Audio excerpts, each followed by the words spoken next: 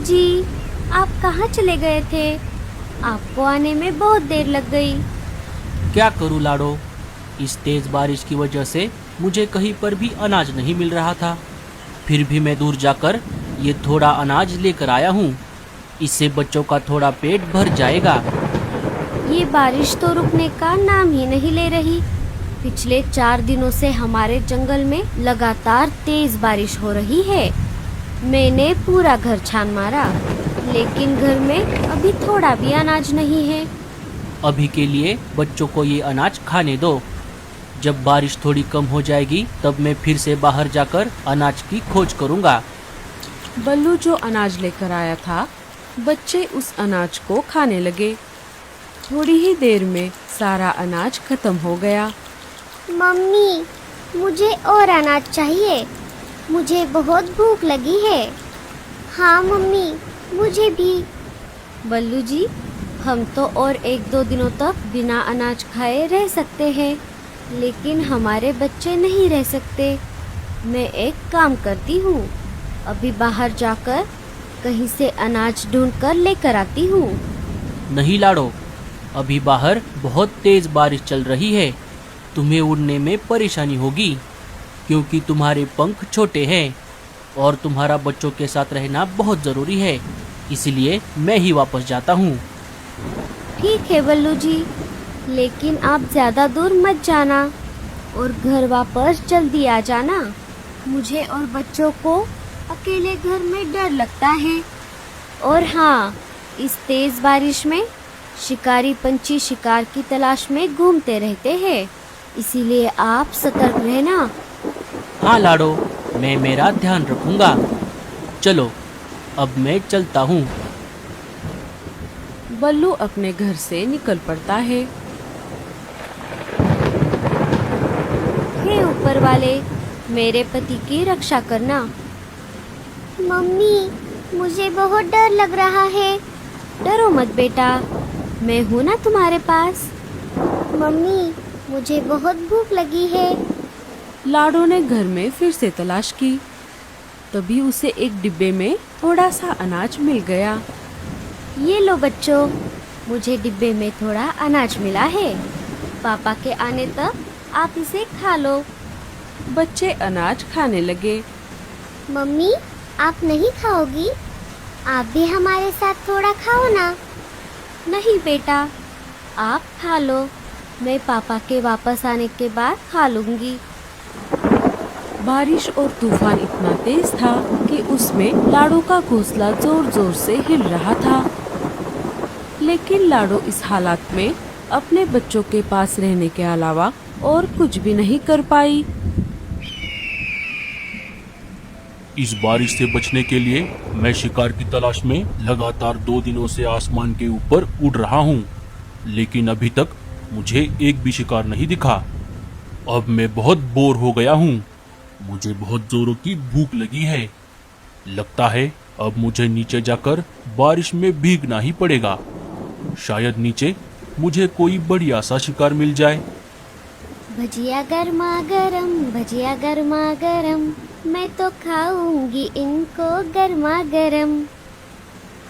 चील आसमान से नीचे आ जाता है और मीनू मौसी के घोंसले के बाजू वाले टहनी पर जाकर बैठ जाता है। चलो, अब मुझे जल्दी से किसी हट्टे कट्टे शिकार की तलाश करनी होगी। अगर मुझे पूरा परिवार मिल गया, जिनमें बच्चे भी शामिल हो, फिर तो मजा ही आ जाएगा।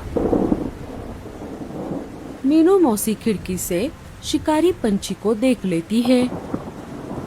अरे बाप रे, शिकारी चील, ये भला यहाँ पर क्या कर रहा है? चल मीनू, अब तेरा ऊपर जाने का समय आ गया है। अरे वाह, ये खुशबू कहाँ से आ रही है? अरे बाप रे, बचाओ, मुझे मत मारो। मैं तो एक बूढ़ी चिड़िया हूँ, मुझे मारकर तुम्हें क्या मिलेगा? अरे चुप कर, मैं तुझे नहीं खाऊंगा। मैं तो बस ये खुशबू सुनकर आया था। ये तुम क्या बना रही हो? मैं तो गर्मा गर्म पकोड़े तल रही थी। अरे वाह, पकोड़े तो मुझे बहुत पसंद है। सुन रही बुढ़िया, अगर तू मुझे पकोड़े दे देगी तो मैं तुझे नहीं खाऊंगा। हाँ हाँ, ले लो, तुम ये सारे पकोड़े ले लो, लेकिन मुझे मत मारो। अरे वाह वाह वाह वाह, बुढ़िया तूने पकोड़े तो बहुत अच्छे बनाए हैं। और तुम डरो मत, मैं वैसे भी बूढ़े पंछियों को नहीं खाता, क्योंकि उनमें हड्डियों के अलावा कुछ भी नहीं मिलता। हाँ हाँ, ये बिल्कुल सही कहा तुमने। चील सारे पकोड़े खा लेता है। चल बुढ़िया, अब मुझे ये बता कि इस जंगल में मुझे हट्टा कट्टा शिकार कहाँ मिलेगा। एक पूरा परिवार भी चलेगा, जिनमें बच्चे भी शामिल हो। अरे चील भाई, मुझे भला शिकार के बारे में क्या पता होगा, मैं तो ज्यादातर घर में ही रहती हूँ। अगर तूने नहीं बताया तो मैं तुझे अभी खा जाऊंगा। अरे नहीं नहीं चील भाई, मैं तो मजाक कर रही थी। आप एक काम करो, यहाँ से सीधा आगे जाते ही आपको एक आम का पेड़ दिखेगा। वहाँ पर 2 घोंसले हैं, एक है कालू कौवे का और एक है रानो चिड़िया का।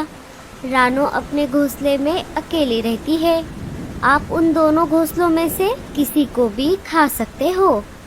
छे छे, मैं कौवे का शिकार नहीं करता और उस अकेली चिड़िया को खाकर मेरा पेट नहीं भरेगा।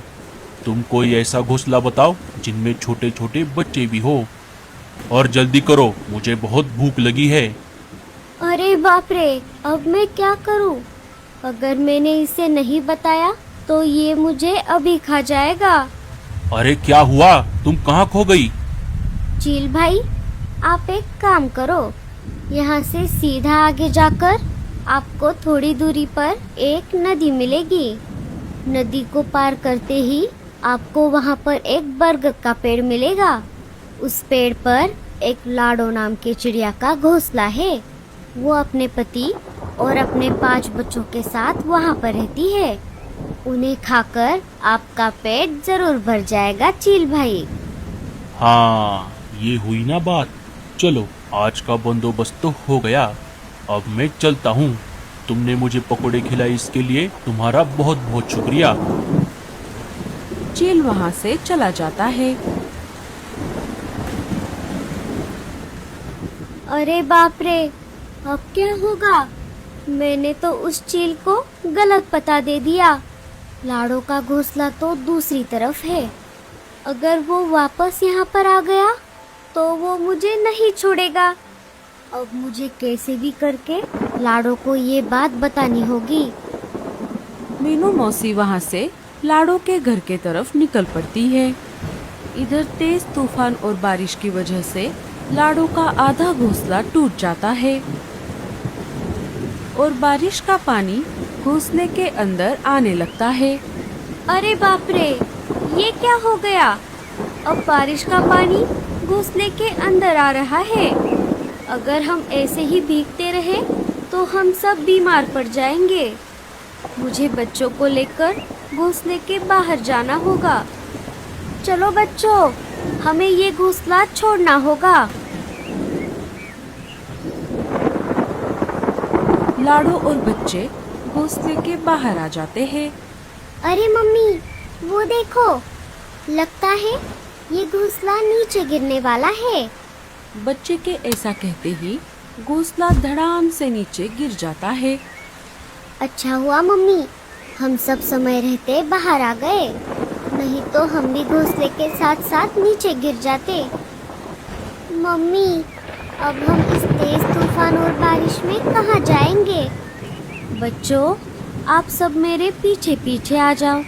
मुझे हमें रहने के लिए एक अच्छी और सुरक्षित जगह पता है। वो घोंसला एक पेड़ के तने में बना हुआ है। वहाँ पर शिकारी पंछी भी नहीं आ सकते। बच्चे और लाड़ो वहाँ से निकल पड़ते हैं। उनके जाते ही मीनू मौसी वहाँ पर आ जाती है। अरे बाप रे, ये सब क्या हो गया? मैंने तो चील को गलत पता बताया था। लगता है चील ने उन्हें ढूंढ लिया और पकड़कर यहाँ से ले गया। ये सब मेरी वजह से हुआ है। लाडो, बच्चों, बल्लू, मुझे माफ कर दो। अब मेरा भी यहाँ पर रहना ठीक नहीं है। मैं मेरे पुराने घोंसले की तरफ भी नहीं जा सकती। अब मुझे भी कोई दूसरी जगह ढूंढनी होगी। मीनू मौसी भी वहाँ से चली जाती है।